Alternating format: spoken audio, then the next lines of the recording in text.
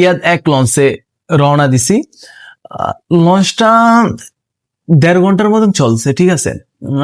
ইয়ার কালীগঞ্জ আইসে, কালীগঞ্জ থেকে ঘাট দিয়ে যাত্রী উঠাইছে, উঠে লঞ্চটা রওনা দিছে। কত মনে হয় 40 থেকে 45 মিনিট চলার পরে মাঝ নদীতে, মেঘনা নদীর মাঝখানে, যেখানে আমরা ভোলাবাসী হয়তো যারা যাতায়াত করছেন মেঘনা নদীর মাঝখানে, ওইটা কত ভয়ঙ্কর জায়গা সেটা আপনারা সকলেই জানেন, ঠিক আছে। এই কানিও দেখা যায় না, ওই কানিও দেখা যায় না।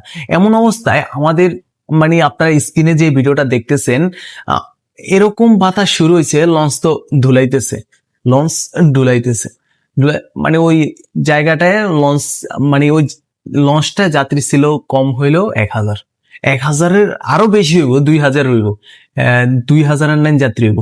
এত যাত্রী নেই। আমাদের আশেপাশের মা বোনরা যারা ছিল তারা তো কান্না করছে, আমরা সান্ত্বনা দিলাম। তারপরে আস্তে আস্তে লঞ্চটা কানের দিকে চলে গেছে। আমার প্রশ্ন হইলো, এই জায়গায় আমরা ভোলাবাসী, ঠিক আছে, আমি যে বাড়িতে গেলাম, ভোলাবাসী, ওই যে আগে তো একটা ছিল যে বৃষ্টি আইলে কারেন্ট যাইতো গিয়া ভোলাতে, এটা তো ঠিক আছে।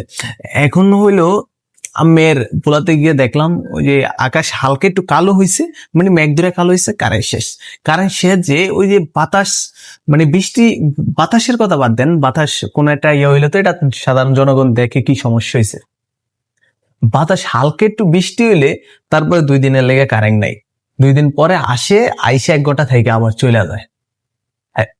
কিন্তু আমাদেরই কারেন্ট এটা ব্যবহার হয় হইলে যায় বাংলাদেশের অন্য জায়গায়, আমাদের গ্যাস অন্য জায়গায় ব্যবহার হয়, আমাদের তরু তরকারি বাংলাদেশের অন্য জায়গায় উন্নয়নের জন্য ব্যবহার হয়। কিন্তু আমাদের ভোলা বরিশাল সেতুর জন্য আমরা যেই আন্দোলন করছি, এত কিছু করছি, আমাদের এটা প্রকল্প হয়েছে, সবকিছু হয়েছে, কিন্তু আমাদেরকে একটা মানে আশ্বাস দিতেছে না কবে এটা শুরু করব, কবে কি করব, এরকম একটা কিছু মানে দিতেছে না, কর্ম একটা দিয়া রাখতেছে। তা আমাদের প্রাণের দাবি, আমরা বরিশাল সেতু চাই, আমাদের এই থেকে মুক্তি চাই, ঠিক আছে। আমরা যদি আমাদের মা বোনরা একটু অসুস্থ হয়, যদি ঢাকা নিতে ইমার্জেন্সি দরকার হয়, তাহলে এই 22টার মধ্যে পড়ে ভাই, এর ভিতরে আমরা কি ইমার্জেন্সি নিতে পারবো?